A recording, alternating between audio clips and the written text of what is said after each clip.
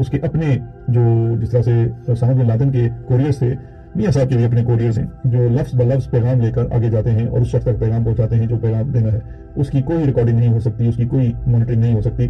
आप लोगों से गुजारिश है कि अपने ह्यूमन इंटेलिजेंस के एसेट्स बढ़ाइए अगर आपने इनकी बेहतर इंटेलिजेंस करनी है तो ये जनाब इस वक्त पोजीशन थी। ठीक है, तो ये बात है, मैं अपने दारों से कहता हूँ इनसे दूर हो जाएं, इनको बिल्कुल सपोर्ट बिल्कुल ना करें। अपना दारा मजबूत बनाएं, आपका दारा है उसको मजबूत बनाएं बस। सुने ये जरा पाकिस्तान की आर्मी से फिर ये देखें जरा हमारे फिर जो पाकिस्तान के जो सिपा सलार थे पुराने, उन्होंने क्या कुछ किया दिखाता हूँ आपको। देखें उन्होंने एक तारीख रकम कर दी हुई है, ठीक है, तारीख रकम कर दिया, अपना जो नाम है वो सुनहरे लफ्जों में लिखा दिया हुआ है और दुनिया आज भी उनको याद करती है और अच्छे लफ्जों में याद कर रही है। ये नहीं कि बुरे लफ्जों में कोई याद करता है, अच्छे लफ्जों में याद करती है दुनिया। ये बात है कि बंदे को ना अच्छे काम करने चाहिए और अच्छे लफ्जों में अपनी कौम के साथ मिलना चाहिए। ये सुने जरा, आपको दिखाता हूँ, सुने जरा, ये ले। जब पूरी दुनिया मंगोलों के नाम से कांपती थी, तब हिंदुस्तान की सरजमी पर एक ऐसा सुल्तान खड़ा हुआ जिसने दुश्मनों को सिर्फ हराया नहीं बल्कि उनकी कमर ही तोड़ दी, जिसके एक इशारे पर दिल्ली की फौजें मौत से खेलने को तैयार रहती थी, जिसकी चाल में सियासत थी और तलवार में तूफान, जिसके दौर में मंगोल सरहद पार करने से पहले 100 बार सोचते। मैं बात कर रहा हूँ उस सुल्तान की जिसने हिंदुस्तान को नाकाबिले तस्खीर बना दिया, सुल्तान अलाउद्दीन खिलजी। एक ऐसा नाम जो आज भी मंगोलों के लिए ये है हमारी तारीख, इसको पढ़ा करें। मैं पाकिस्तान के जितने भी हमारे दारे हैं सबको ये कहता हूँ, ये है हमारी तारीख, ये है हमारी पहचान। इसको मत बुलाएं, इसको अपने दिमागों में नक्श करें, ये है हमारी तारीख। ये ले, ये सुने।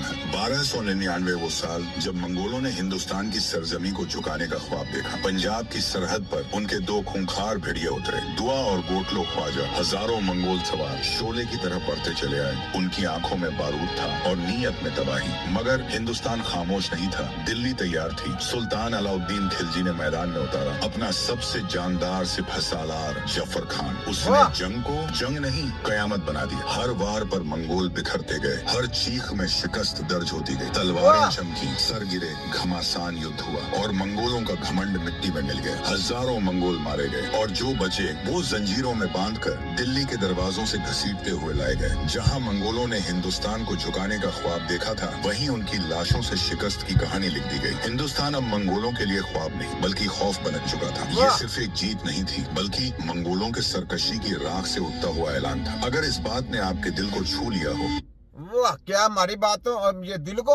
इन्होंने हमारे दिमाग की खिड़कियां रोशन कर दी हैं। दिल को क्या छू लिया। ये हमारे मुसलमान लीडर थे, ये कमांडर थे हमारे। उसको देखें आज किधर हमारी जो क्या मतलब कि फौज किधर जा रही है इनकी रखवाली के लिए, नवाजू के लिए। शबाजू कैसे चोर डाकू लुटेरे के दूसरी कंट्री में जाती है, बिस्ती होती है। ये चोर डाकू लुटेरे, इज्जत कोई नहीं, क्योंकि इनकी इज्जत नहीं है कोई पूरी दुनिया में। याद रख लें, पाकिस्तान की सारे दारों से कहता है इनकी टके की इज्जत नहीं दुनिया में। इनको किसी को 10% कहती है, किसी को कहते हैं ये चोर है, डाकू है। ये बात है। तो ऐसे लीडर कभी भी पाकिस्तान अपने मुल्क को तरक्की की राह में नहीं लेके जा सकते। ये सिर्फ मुल्क को बेच सकते हैं, गद्दार लोग होते हैं, ये गद्दारों में शामिल है। ये जन्नत जिया हक को सुने जरा, जन्नत जिया हक क्या कहते थे, सुने। नाज़रीन, अगर हम सदर जिया उल हक शहीद की पूरी क़ियादत को एक जुमले में बयान करें तो वो है पाकिस्तान को इस्लामी नजरिया से जोड़ देना। उन्होंने ऐलान किया कि पाकिस्तान इस्लाम के बगैर नामुकम्मल है। उसी सोच के तहत ज़कात व उशर का निज़ाम कायम किया गया, हुदूद ऑर्डिनेंस मुतारफ करवाया और कुरान व सुन्नत की रोशनी में फैसले करने की रिवायत डाली गई। एक मशहूर वाक़या सदर जिया उल हक शहीद से मंसूब है। जब उन्होंने पाकिस्तान में जुमे की चौहट्टी नाफिज की तो सहाफियों ने सदर जिया उल हक शहीद से पूछा, जनरल साहब आपने जुमे की छुट्टी क्यों नाफिज की? तो सदर जिया उल हक शहीद मुस्कराए और पूरे एतमाद के साथ फरमाया, ये पाकिस्तान है जो कलमे की बुनियाद के नाम पर बना हुआ मुल्क। यहाँ का सबसे बड़ा दिन जुमा है क्योंकि ये दिन हमें हमारी असल पहचान और इस्लामी रिवायत की याद दिलाता है। इन इस्लाहात ने अवाम को ये एहसास दिलाया कि ये मुल्क सिर्फ एक जमीन का टुकड़ा नहीं बल्कि एक नजरिया है। और यही है जिया उल हक शहीद का सबसे बड़ा कारनामा, पाकिस्तान की इस्लामी शनाख्त को हमेशा के लिए मजबूत बनाना। इस्लामिक शनाख्त देखें, ये बात है। इन्होंने जो मुसलमानों के लिए, जो अपनी कौमों के लिए कुछ करके जाते हैं, उनका नाम हमेशा बुलंद रहता है और लोग उनको तारीख में याद रखते हैं। कोई उनको फरामोश नहीं करता और दोहराती है तारीख उनको। ठीक है, ये यहाँ पे ये सुने, शेर सुने।